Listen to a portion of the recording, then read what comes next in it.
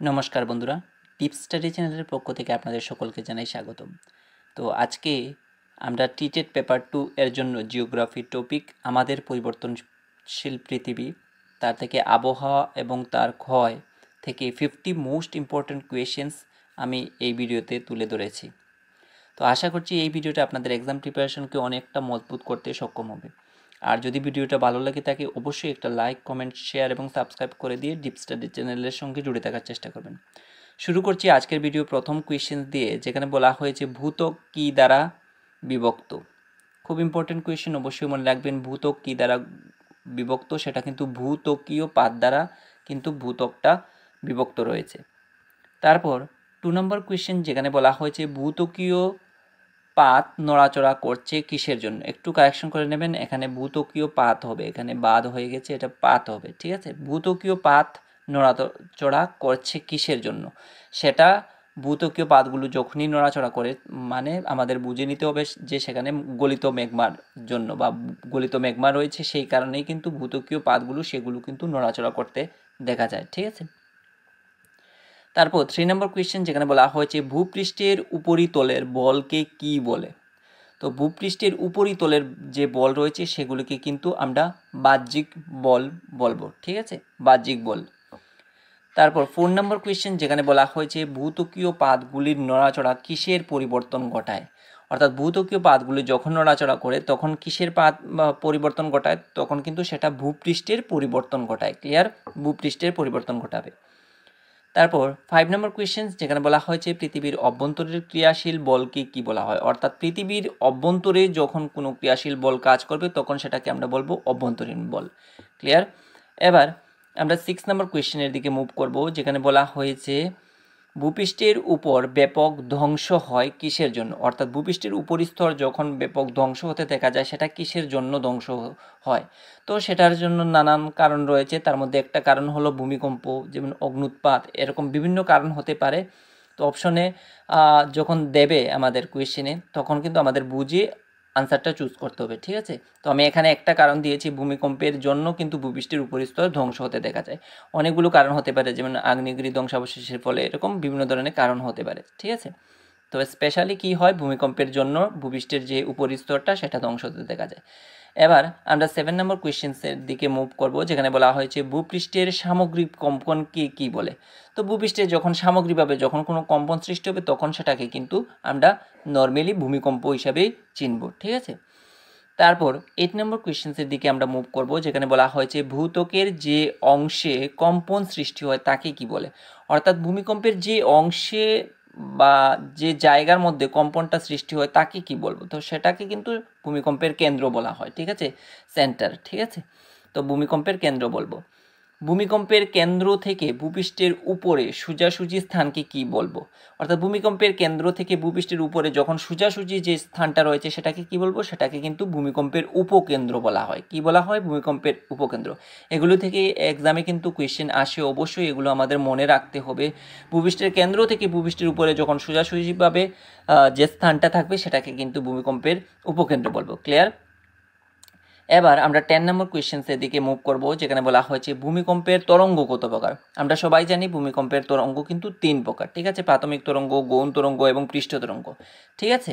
তো দেখব এবার আমরা 11 নম্বর কোয়েশ্চেন, যেখানে বলা হয়েছে প্রাথমিক তরঙ্গ বা প্রাইমারি ওয়েভস, ঠিক আছে, প্রাথমিক তরঙ্গ বা যেটাকে আমরা প্রাইমারি ওয়েভস বলবো, এর গতিবেগ সেকেন্ডে কত।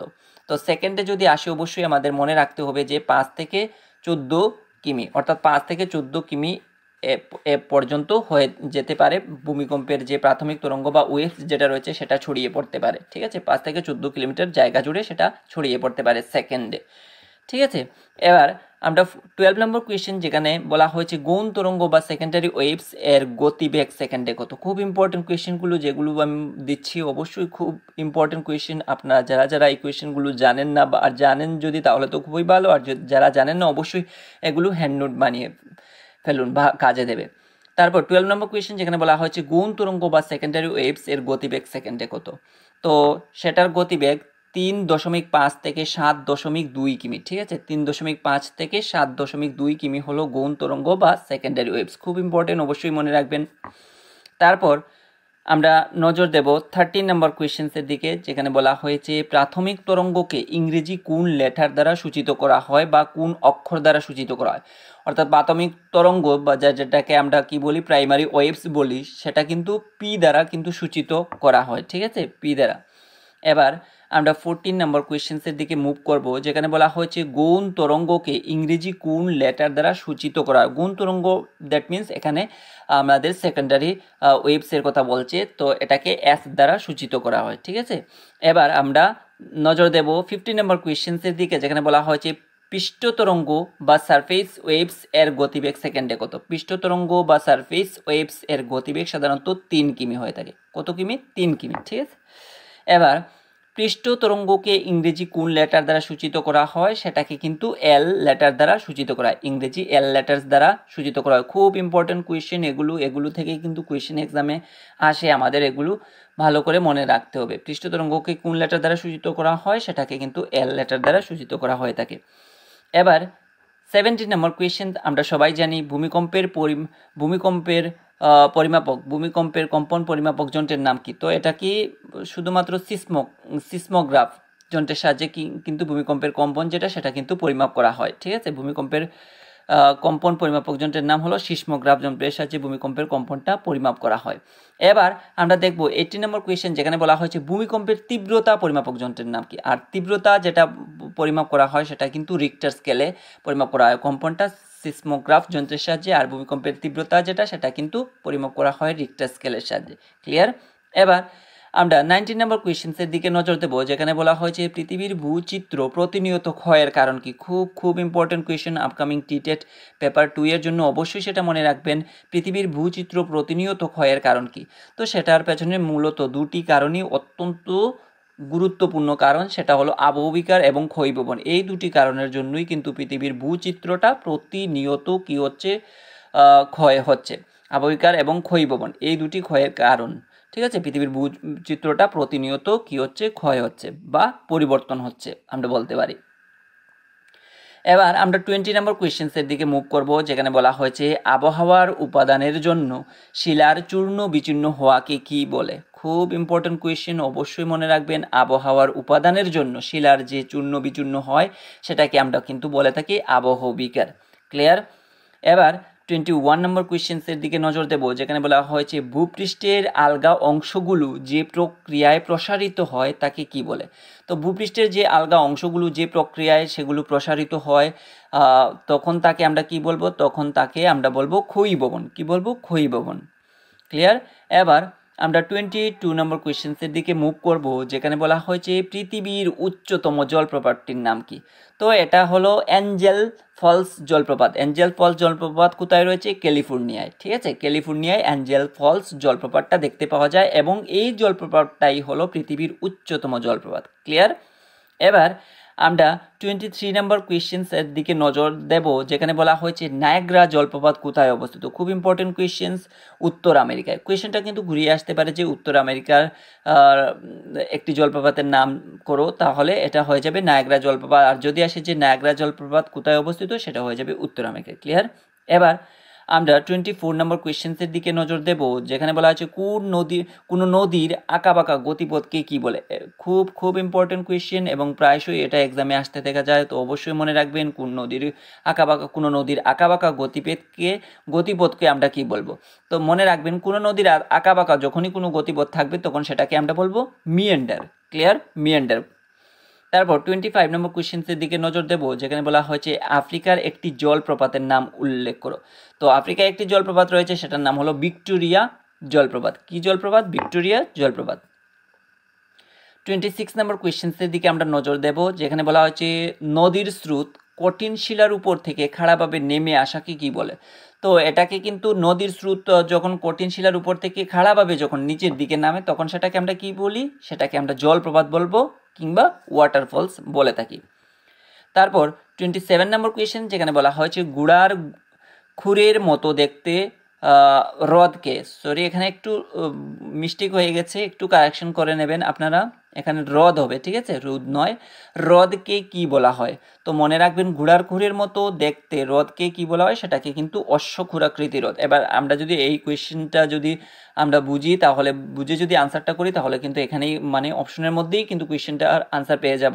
ঘোড়া সাধারণত কি হয়, ঘোড়ার সিনোনিয়ম হলো অশ্ব, সেই হিসাবে এটা সঠিক আনসার হবে অশ্বক্ষুরাকৃতি হ্রদ। ক্লিয়ার? এবার 28 নম্বর কোয়েশ্চেন, যেখানে বলা হয়েছে অবক্ষিপ্ত পলি সৃষ্ট ভূমিকে কি বলা হয়? খুব ইম্পর্টেন্ট, অবক্ষিপ্ত পলি সৃষ্ট ভূমিকে আমরা কি বলবো? প্লাবন ভূমি, ঠিক আছে, প্লাবন ভূমি বলে থাকবো। তারপর 29 নম্বর কোয়েশ্চেন, যেখানে বলা হয়েছে নদীর গতিবেগ অত্যধিক কমে যাওয়ায় কি অধিক পরিমাণে সঞ্চিত হয়? তো নদীর গতিবেগ যখনই কমে যায় তখন সেখানে কি সঞ্চিত হবে? সেখানে পলি সঞ্চিত হতে দেখা যাবে। ক্লিয়ার? এবার 30 নম্বর কোয়েশ্চেন, যেখানে বলা হয়েছে বদ্বীপ কোথায় মিলিত হয়? বদ্বীপ স্পেলিংটা মিস্টেক হয়েছে, একটু বুঝে নেবেন আপনারা। বদ্বীপ কোথায় মিলিত হয়? বদ্বীপ কোথায় মিলিত হয়? আমরা জানি যে মোহনার কাছে কিন্তু বদ্বীপগুলোকে মিলিত হতে দেখা যায়। 31 নম্বর কোয়েশ্চেন, যেখানে বলা হয়েছে সমুদ্রের অপেক্ষাকৃত বড় ফাটলকে কি বলা হয়? সমুদ্রে যখন বিশাল আকৃতির ফাটল দেখা যাবে সেটাকে আমরা বলবো সামুদ্রিক গুহা। কি বলবো? সামুদ্রিক গুহা। ক্লিয়ার?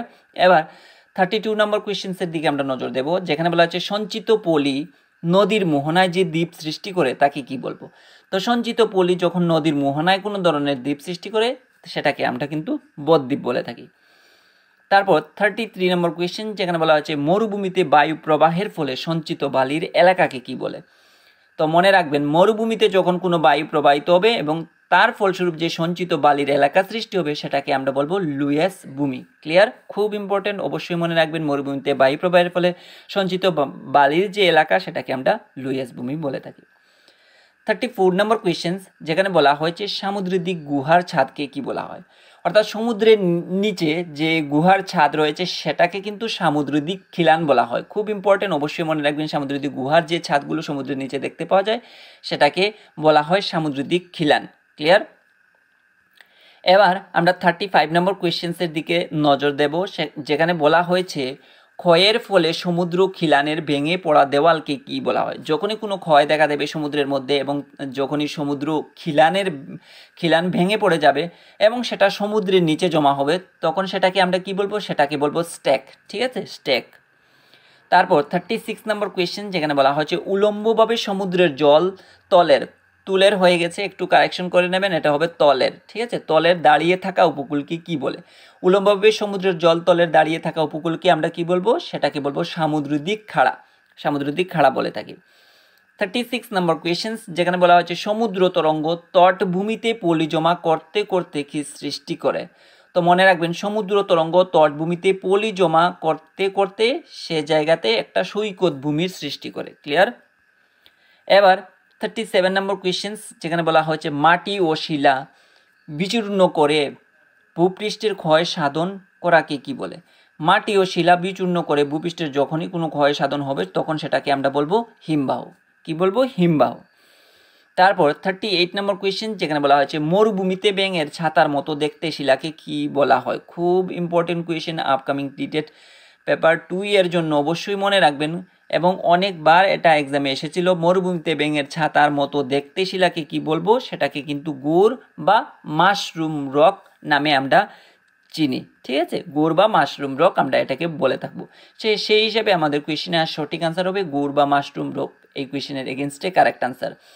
এবার আমরা 39 নম্বর কোয়েশ্চেন্সের দিকে নজর দেব, যেখানে বলা হয়েছে মরুভূমিতে বায়ু প্রবাহের ফলে বায়ু সঞ্চিত পাহাড়কে কি বলে? তো আমি বলেছিলাম মরুভূমিতে যখন বায়ু প্রবাহের ফলে বায়ু সঞ্চিত হবে তখন সেটাকে কি বলবো? বালিয়াড়ি। ক্লিয়ার? 40 নম্বর কোয়েশ্চেন, যেখানে বলা হয়েছে ভূত্বকীয় পাতগুলি মহাদেশ ও মহাসাগরের ড্যাশ গঠন করে। তো মনে রাখবেন ভূত্বকীয় পাতগুলি মহাদেশ ও মহাসাগরে কি গঠন করে? তখন সেটা পৃষ্ঠদেশ গঠন করে থাকে। তারপর 41 নম্বর কোয়েশ্চেন, যেখানে বলা হয়েছে সামান্য কম্পন অনুভূত হলে রিক্টার স্কেলে ভূমিকম্পের মাত্রা কত হয়? যখনই কোনো ভূমিকম্পে কোনো ধরনের আলোড়ন বা কোনো ধরনের কম্পন অনুভূত হয় রিক্টার স্কেলে তখন কিন্তু তার মাত্রাটা থাকে 2 এর কম। ঠিক আছে, সামান্য কম্পন সেটাতে মাত্রা হয় 2 এর কম। আবার বলছে 42 নম্বর কোয়েশ্চেন্সে, যেখানে বলা হচ্ছে রিক্টার স্কেলে খেলে হয়ে গেছে, একটু কারেকশন করে নেবেন, এটা স্কেলে হবে। রিক্টার স্কেলে ভূমিকম্পের মাত্রা কত হলে তা মারাত্মক ভূমিকম্প হিসেবে বিবেচিত হয়? খুব ইম্পর্টেন্ট কোয়েশ্চেন, মনে রাখার চেষ্টা করবেন। যখন রিক্টার স্কেলে ভূমিকম্পের মাত্রা 7 বা তার চেয়ে বেশি ধরা পড়বে তখন কিন্তু সেটা মানব জীবন কিংবা যে কোনো ধরনের অট্টালিকার ক্ষেত্রে সেটা অত্যন্ত বিপজ্জনক বলে জানা যাবে, ঠিক আছে, বা বিবেচিত হবে 7 বা তার বেশি। এবার 43 নম্বর কোয়েশ্চেন্সের দিকে আমরা নজর দেব, যেখানে বলা হয়েছে হিমবাহের পাশে বা তার নিচে জমা বালি, নুড়ি ও কাঁকড়কে, এখানে ওর নিচে হয়ে গেছে বা তার নিচে আমরা বলতে পারি, ঠিক আছে, একটু কারেকশন করে নেবেন। হিমবাহের পাশে বা তার নিচে জমা বালি, নুড়ি ও কাঁকড়কে ড্যাশ বলা হয়। তো মনে রাখবেন, হিমবাহের পাশে বা তার নিচে জমা বালি, নুড়ি ও কাঁকড়কে আমরা সাধারণত গ্রাব রেখা বলে থাকি, ঠিক আছে। হিমবাহের নিচে যখনই কোনো বালি বা নুড়ি বা কাঁকড় জমবে তখন সেটাকে আমরা বলবো গ্রাব রেখা। তারপর 44 নম্বর কোয়েশ্চেন, যেখানে বলা হয়েছে একটি নদী তার কোন প্রবাহে জলপ্রপাত সৃষ্টি করে? তো মনে রাখবেন, একটা নদী তার কিন্তু পার্বত্য প্রবাহেই জলপ্রপাতের সৃষ্টি করে। তারপর 45 নম্বর কোয়েশ্চেন, যেখানে বলা হয়েছে হিমবাহের ক্ষয় কার্যের ফলে উপত্যকার বিভিন্ন অংশে যে সিঁড়ির মতো ধাপের সৃষ্টি হতে দেখা যায় তাকে কি বলে? তো মনে রাখবেন, এখানে কিন্তু কোয়েশ্চেনের মধ্যেই আনসারটা লুকিয়ে রয়েছে। আমরা যদি ভালো করে কোয়েশ্চেন বুঝি এবং অপশনগুলো যদি দেওয়া থাকে তাহলে অবশ্যই আমরা একটা ক্লু পেয়ে যাব, যেখানে বলেছে হিমবাহের ক্ষয় কার্যের ফলে উপত্যকার বিভিন্ন অংশে যে সিঁড়ির মতো ধাপের সৃষ্টি হয় তাকে কিন্তু কি বলে? সেটাকে কিন্তু হিমশিড়ি বলা হয়ে থাকে, ঠিক আছে, হিমশিড়ি বলা হয়ে থাকে। তারপর 46 নম্বর কোয়েশ্চেন, যেখানে বলা হয়েছে ভূত্বকের উপর বিক্ষিপ্তভাবে জমা হওয়া শিলা ও বালিখণ্ডকে কি বলা হয়? খুব খুব ইম্পর্টেন্ট কোয়েশ্চেন, এবং এই ধরনের কোয়েশ্চেন কিন্তু এক্সামে বারবার কি করা হয়? হিট করা হয়। তো অবশ্যই এগুলো আমাদের মনে রাখতে হবে, ঠিক আছে। তো ভূত্বকের উপর বিক্ষিপ্তভাবে কোনো জমে যাওয়া শিলা বা বালিখণ্ডকে আমরা কিন্তু বলবো রেগোলিথ। কি বলবো? রেগোলিথ। তারপর 47 নম্বর কোয়েশ্চেন, যেখানে বলা হয়েছে সমুদ্র পৃষ্ঠ থেকে কত মিটার উপরে মালভূমির অবস্থান রয়েছে? তো মনে রাখবেন, সমুদ্র পৃষ্ঠ থেকে বা সমুদ্র তল থেকে 300 মিটার উচ্চতা পর্যন্ত একটা মালভূমির অবস্থান লক্ষণীয়। তারপর 48 নম্বর কোয়েশ্চেন, খুব ইম্পর্টেন্ট, অবশ্যই মনে রাখবেন, কত সালে CF রিক্টার, যিনি কি আবিষ্কার করেছিলেন? ভূমিকম্পের তীব্রতা মাপক যন্ত্র, ওনার নামটাও আপনারা এখান থেকে পেয়ে যাবেন। ভূমিকম্পের তীব্রতা মাপক যন্ত্র কে আবিষ্কার করেছিলেন? বিজ্ঞানী CF রিক্টার। এবার যদি কোয়েশ্চেনটা যদি ঘুরিয়ে আসে যে বিজ্ঞানী CF রিক্টার কোন দেশের বিজ্ঞানী ছিলেন, তাহলে এটার আনসার হবে মার্কিন বিজ্ঞানী, ঠিক আছে। তো এই যে CF রিক্টার নামে একজন মার্কিন বিজ্ঞানী ভূমিকম্পের তীব্রতা মাপক যন্ত্রটা আবিষ্কার করেছেন, তিনি কত সালে এটা আবিষ্কার করেছেন? অনেক সময় কিন্তু এক্সামে এটা আসে, তো অবশ্যই মনে রাখবেন 1953 সালে কিন্তু তিনি এই ভূমিকম্পের তীব্রতা মাপক যন্ত্রটা আবিষ্কার করেছিলেন, ঠিক আছে। এবার আমরা 49 নম্বর কোয়েশ্চেন্সের দিকে মুভ করছি, যেখানে বলা হয়েছে কি কারণে পৃথিবীতে বিভিন্ন ভূমিরূপ সৃষ্টি হতে দেখা যায়? এর পেছনে কারণটা কি? তো এটা সাধারণত হয় ক্ষয়ীভবন এবং অধঃক্ষেপণের ফলে। ক্ষয়ীভবন এবং অধঃক্ষেপণের ফলেই কিন্তু পৃথিবীতে বিভিন্ন ভূমিরূপ সৃষ্টি হতে দেখা যায়। ক্লিয়ার? এবার আমরা 15 নম্বর কোয়েশ্চেন্সের দিকে নজর দেব, যেখানে বলা হচ্ছে নদীর গতিবেগ কখন কমতে থাকে? খুব ইম্পর্ট্যান্ট একটা কোয়েশ্চেন, অবশ্যই মনে রাখবেন, নদীর গতিপথটা কখন আমরা কমতে লক্ষ্য করি? যখন কিন্তু কি হয়, নদীটা যখন কিন্তু সমুদ্রের কাছাকাছি পৌঁছয় তখন কিন্তু নদীর যে গতিবেগটা বা নদীর যে স্পিড সেটা কিন্তু কমতে থাকে, ঠিক আছে।